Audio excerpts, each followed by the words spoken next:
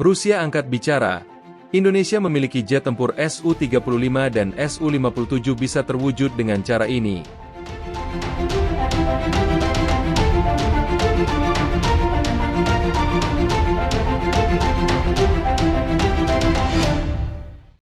Audio Jungle.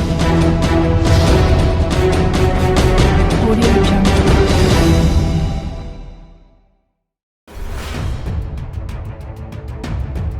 Dilansir dari laman resmi zonajakarta.com, CATSA telah menjadi hambatan bagi berbagai negara untuk membeli jet tempur Su-35 atau Su-57 dari Rusia. Disahkan pada tahun 2017, CATSA merupakan undang-undang melawan musuh Amerika Serikat melalui sanksi. Sayangnya Indonesia adalah salah satu negara yang terdampak dengan adanya CATSA. Hal ini menempatkan Indonesia, bersama dengan banyak negara lain, dalam ketidakpastian mengenai rencana pembelian Su-35 atau mungkin Su-57. CATSA adalah undang-undang federal Amerika yang disahkan di bawah kepemimpinan mantan Presiden Amerika Donald Trump. Meskipun menandatangani undang-undang tersebut, Donald Trump sendiri membuat pernyataan yang mengatakan bahwa CATSA tidak lengkap atau cacat. Menariknya, timbul spekulasi bahwa Indonesia dapat menegosiasikan kesepakatan baru mengenai pesawat tempur Su-35, memastikan kemungkinan untuk memperolehnya pada tahun 2024. Beberapa media Amerika bahkan berspekulasi bahwa rencana Indonesia untuk membeli Su-35 atau bahkan Su-57 kemungkinan bisa terwujud selama mereka dapat mengatasi pembatasan sanksi CATSA. Menurut laporan Military Watch Magazine, Indonesia ingin membeli Su-35 dengan aman. Military Watch Magazine menuliskan, ada rumor kuat bahwa Indonesia sedang mencoba mencari cara untuk membeli Su-35 atau mungkin jet tempur canggih lainnya dari Rusia, setelah mereka menemukan cara untuk menghindari sanksi Rusia dari Amerika dan memastikan pembayaran yang aman dengan Rusia. Indonesia terus memperkuat kemampuan pertahanan udaranya dalam menghadapi dinamika geopolitik regional yang kian kompleks. Salah satu upaya penting yang telah lama menjadi perbincangan adalah keinginan Indonesia untuk memperkuat armada jet tempurnya dengan pesawat-pesawat canggih seperti Sukhoi Su-35 dan Su-57. Meski keinginan tersebut sudah muncul beberapa tahun terakhir, berbagai tantangan politik dan ekonomi membuat Indonesia belum bisa merealisasikan pembelian langsung dari Rusia. Namun, ada peluang baru yang bisa membuka jalan bagi Indonesia untuk mengakuisisi jet tempur canggih ini, yakni melalui kerjasama dengan India.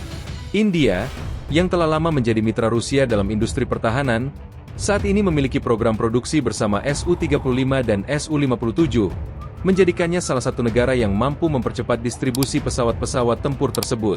India dan Rusia memiliki hubungan strategis yang erat dalam sektor pertahanan.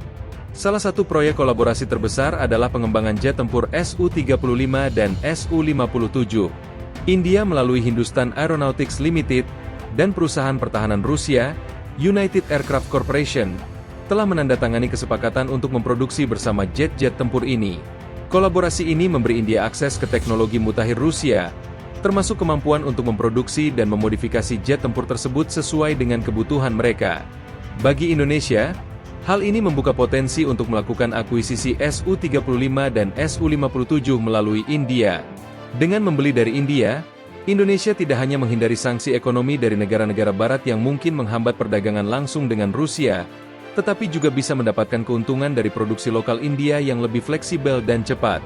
Selain itu, India memiliki pengalaman dalam menghadapi dan bernegosiasi dengan Rusia, sehingga jalur ini dapat mempercepat proses akuisisi bagi Indonesia. Keinginan Indonesia untuk memiliki jet tempur Su-35 dan Su-57 bisa terwujud melalui jalur kerjasama dengan India.